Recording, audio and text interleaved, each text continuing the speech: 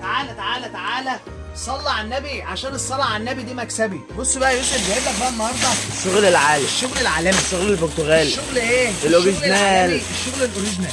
جايب لك يا باشا فرع الفوانيس 3 دي الذهبي والفضي، حاجه كده متانه، حاجه جوده. ربنا يبارك لصاحب المصنع، فعلا عامل لنا شغل عظمه العظمه. الله يبارك لك. بص بقى يا جو، بص بقى يا باشا الفرع بتاعنا، الفرع ده يا باشا تعلقه في باب الشقه، تعلقه على البلكونه، تعلقه في الاوضه. حلويات، بص يا باشا الالوان اوريجينال. بص يا باشا، يمكن الكاميرا مش جايبه جمال التفاصيل، حاجه كده تحفه فنيه معماريه. الله يبارك لك. والله هتحطه في الشقه حاجه حكايه الحكايه فعلا. الشغل العالي، فرع طوله حوالي 3 متر ونص. بص كده يا جو، والله محتاج ساعه عشان نفكه، حاجه حكايه الحكايه زي ما قلنا زي ما اتفقنا.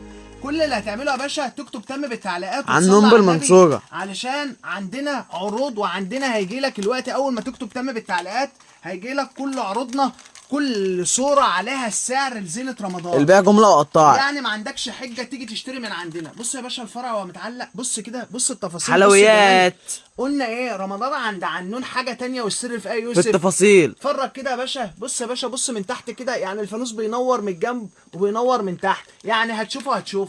يعني اللي معدي لو بلكونتك في الدور ال 12 في ال 11 هيشوفه ويقول لك ايه الجمال والحلاوه دي. يلا منتظرينكم بمحلات عنون، لو هتلف الكوم مش هتلاقي ارخص من عنون. سلام.